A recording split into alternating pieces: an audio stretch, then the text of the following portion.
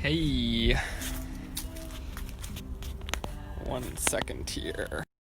Hey everybody, and by that I mean currently nobody. This is Elliot coming to you with a live update from Florida. I've been kind of thinking about doing a Facebook live update for a while, but haven't gotten around to it, so excited to be able to do it right now. Just found some free time after work today, and I was just romping around the garden, as I often do in my free time, and just trying to envision what this space could be, what's already here, and figure out what else I can do with it. Let me flip around the camera so everyone can see what I'm looking at here. So this is my backyard, where most of this was here already when we got here. Our landlord is super awesome. He's got a food forest. So pretty much every plant you see in here is some kind of edible or medicinal plant.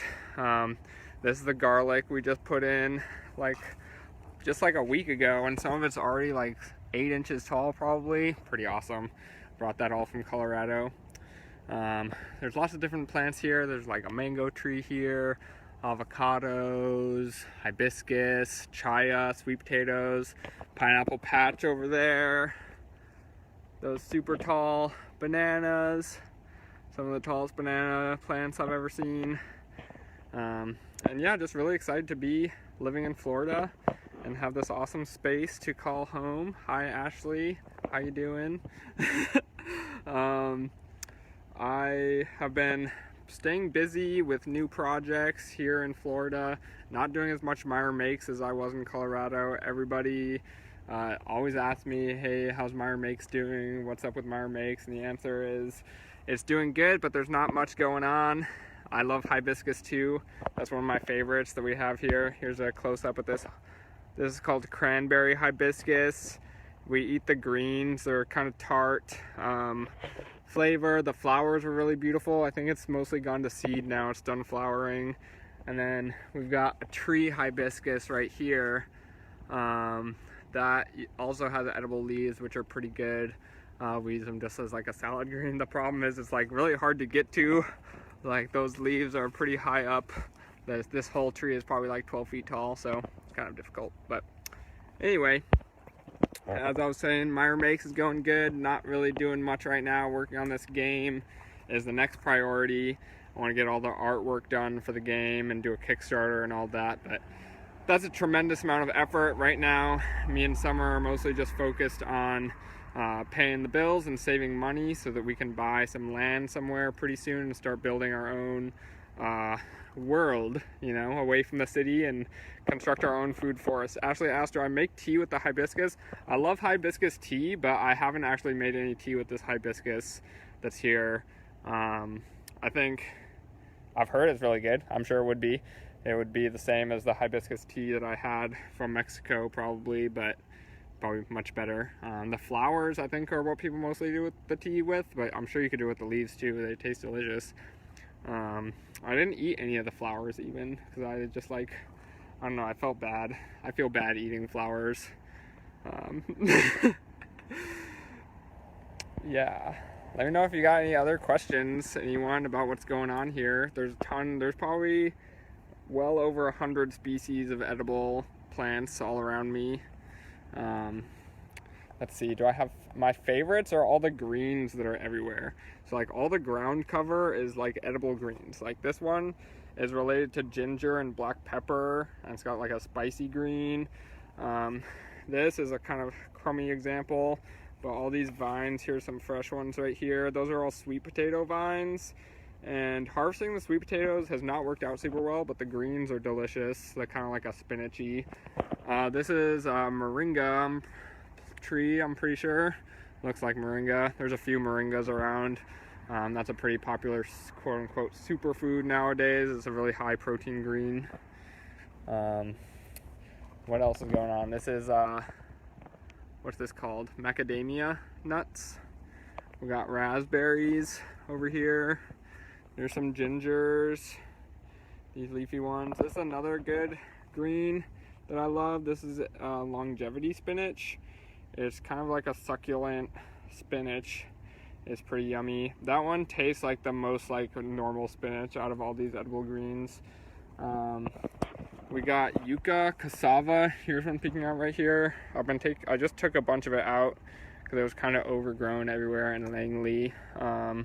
And we didn't get much of a harvest. I got some the first time, but I didn't use it in time.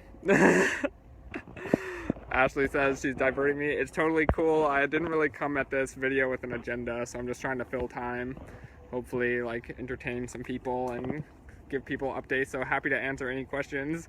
Where are we hoping to buy land? Just somewhere around here. This is Orlando, Central Florida. And I think somewhere in Central or south of here would be good. I've shopped around a bit. You can get like 5 acres of land here, undeveloped. Without any services, you could buy 5 acres for like $7 grand. If you're looking for like a well or electric hookup or anything like that, it's more expensive, probably like 15 grand and upward for something that has a well and electricity. But that's not really a requirement, I wouldn't say, for what we're looking for. We haven't talked about it too in depth. Yeah, but stuff just grows here, and that land, like 5 acres, would be plenty to produce like a ton of food and medicine and have classroom space and retreat space and, you know, housing and energy production, water and everything. Let's see, I'm trying to think if there's any other cool stuff around this house, cool plants that I'd want to show. The starfruit tree, I'll show that one just because, like, definitely been the most productive plant here, I would say. You can see these starfruits all over the ground. This is one of the starfruit trees. You can see this branch up here just loaded with starfruit, and they've been good. This is like the first time I really have eaten starfruit in my life. They're like quite mild, slightly sweet, kind of like cucumber-y, but like really juicy. But what I've done with them, I like to cut them up and put honey on them. And I also made a mead with the starfruit juice. That was pretty good.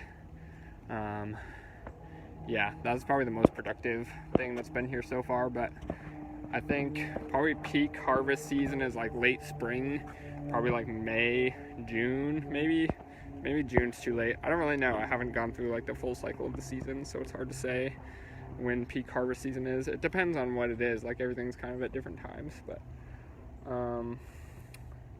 yeah, so that's the plan. Me and Summer are just both working, trying to save up money so that we can like ground down somewhere and keep building the future that we want, which has meant sacrificing some things like projects.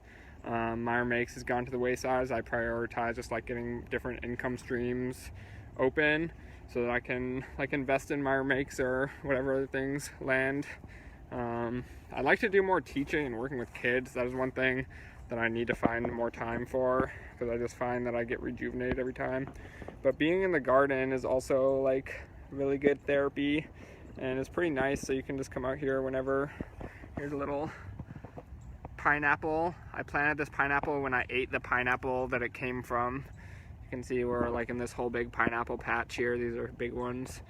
And yeah, you just lob the top off and pretty much just like toss it on the ground. And I think that it's supposed to be about 18 months to harvest time. I don't know what it actually is, but that's what I've heard for the pineapples. Yeah, alrighty. Anyone else have questions or conversation starters? How are you all doing? Cool. So yeah, for work, I've been working for a solar company. I'm the public relations director, which is a part-time job. That's been a lot of writing, like blogging, press releases, that kind of thing, as well as reaching out to media and booking and organizing events. That's been pretty cool. The team is good, and obviously it's important to get more solar panels on people's roofs. So I'm happy doing that, working from home, which is like a blessing and a curse. Hey Ethan. Ashley, 2 Ashleys it looks like. I don't know who's still here, but I miss Colorado and all of you and the mountains and everything, but it's a beautiful place here. So thanks for tuning in, everybody. Have a great evening.